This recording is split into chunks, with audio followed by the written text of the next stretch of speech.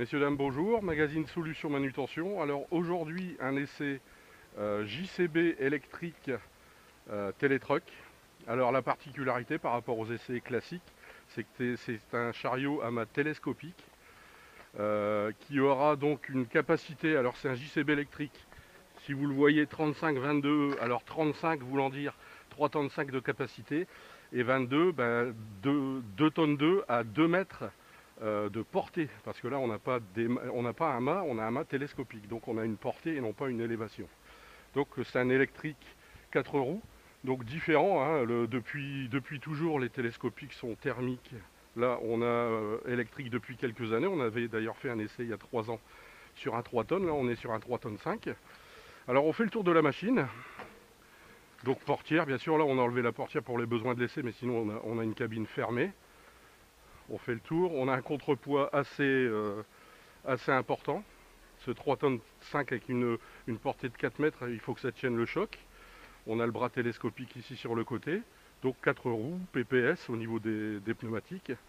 Et on a la partie mât ici, hein, donc c'est un tablier équipé d'un translateur.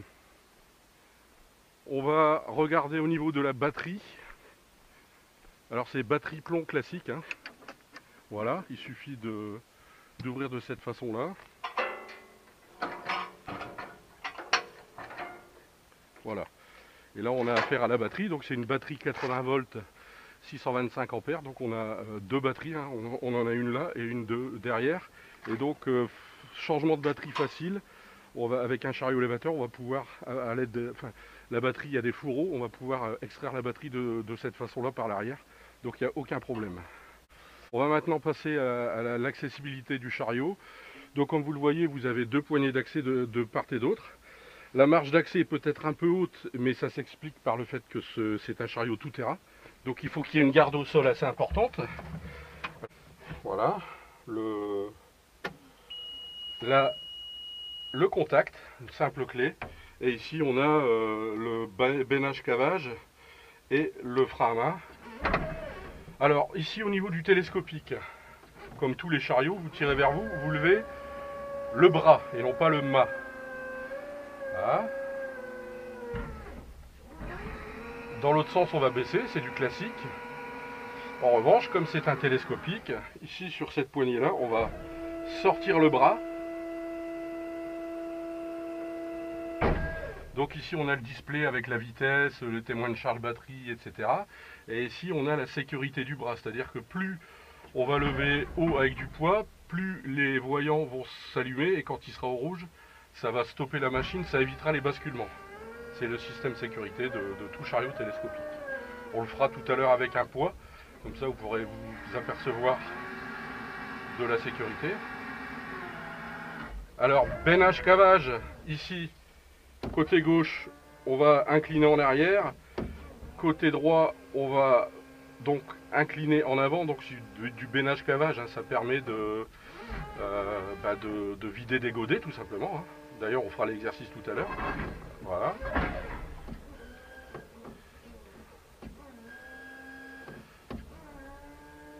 Voilà, on remonte. Et on a un translateur. Ces chariots-là n'étaient pas forcément équipés de translateur à l'époque, maintenant il y en a. Voilà, on lève, on va rentrer le mât.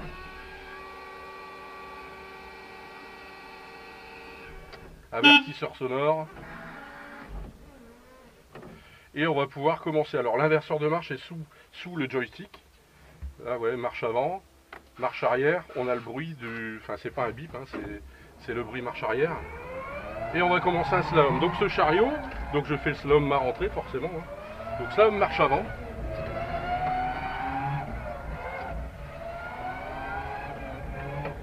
Donc je suis agréablement surpris par la stabilité latérale du chariot.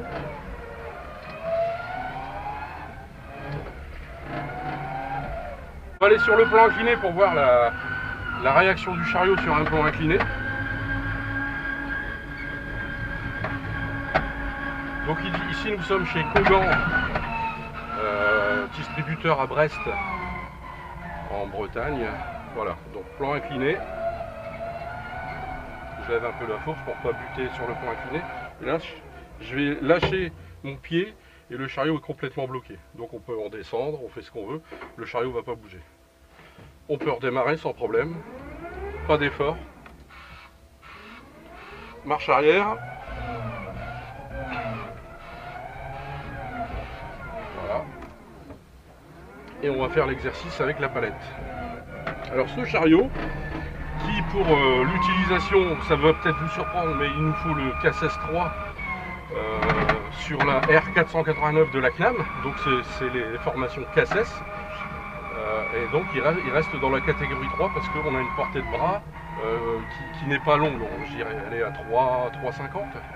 Donc là, sur un véhicule comme ça, il nous serait impossible d'aller chercher la palette. Alors l'avantage de ce bras télescopique, c'est qu'effectivement, on va pouvoir y aller. Alors, sur les applications chargement, déchargement latéral, où on a la SMI par exemple, le camion ne peut pas faire de demi-tour à l'arrière, parce que bien évidemment, habituellement, on va décharger d'un côté et après on va décharger de l'autre côté.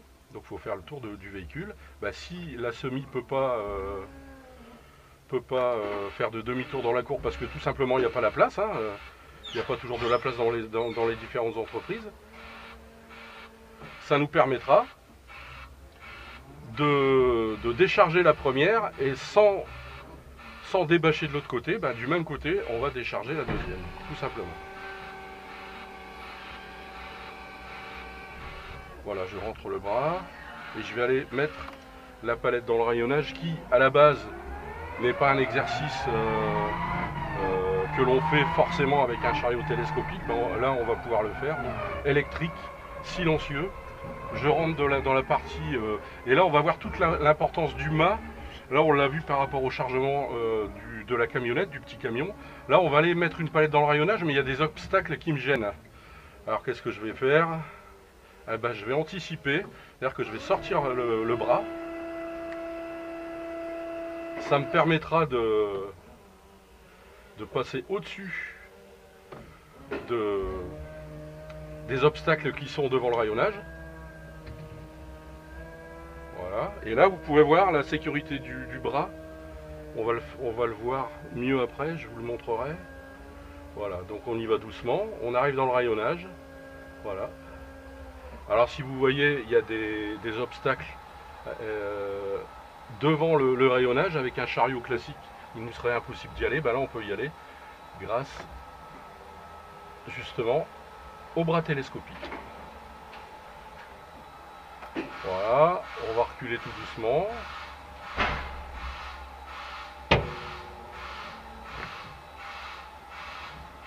Voilà.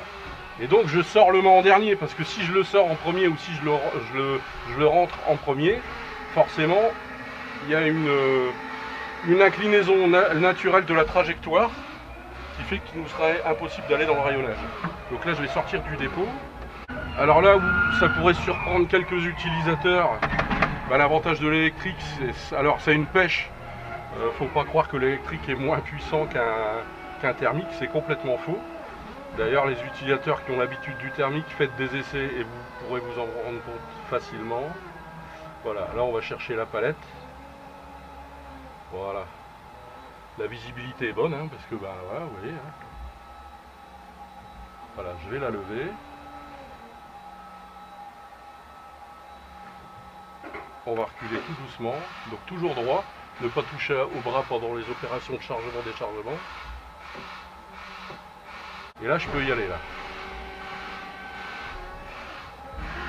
Donc, je parlais de la sécurité du bras pour éviter le renversement du chariot. Là, on a une palette qui fait à peu près 1 tonne sur les fourches. Ben, regardez la sécurité, la portée. Voilà. Les voyants s'allument et voilà. Et donc là, je suis toujours bon, mais si je passe dans le 125, je vais passer dans le rouge et le chariot va se couper pour éviter justement le renversement. Donc là, je vais rentrer le bras. Voilà. Et on va aller la remettre dans le camion. Donc les marchands de matériaux, bien évidemment, mais aussi dans l'industrie. Hein. À partir du moment... Et le chariot, malgré tout, il est très compact, hein, il fait 3 mètres et des briquettes en longueur, donc il est très compact. Donc là, pareil, je vais me positionner devant le véhicule. Voilà. Je vais sortir le mât dans un premier temps. Alors si vous n'avez pas la place, vous pouvez déjà vous positionner, rentrer la palette dans le véhicule et sortir le mât en dernier, mais il faut faire attention à l'inclinaison. Voilà, là on est en bout de fourche, enfin en bout de portée, pardon. C'est vrai que c'est des termes qu'on n'a pas forcément l'habitude d'utiliser. Voilà, et là sur ce camion-là, on est complètement dans le fond. Étant donné que c'est pas un chariot à mât, hein, on a moins l'habitude forcément.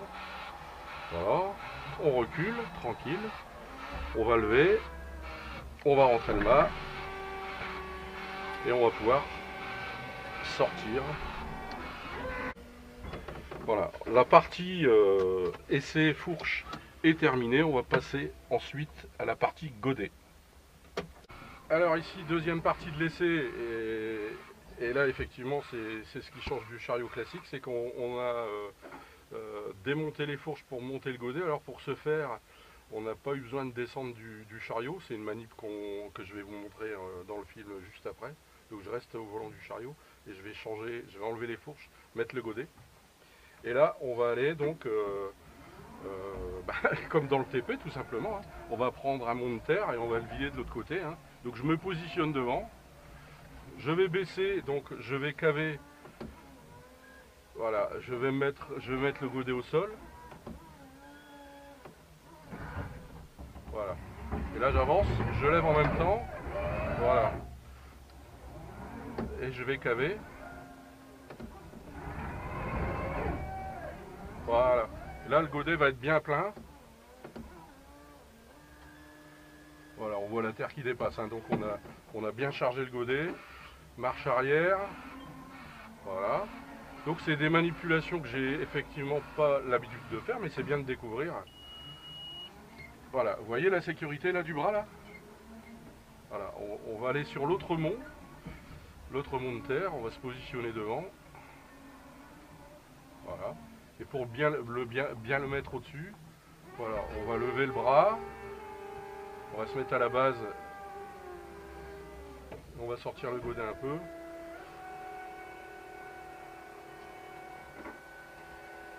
Voilà. Et là on va basculer.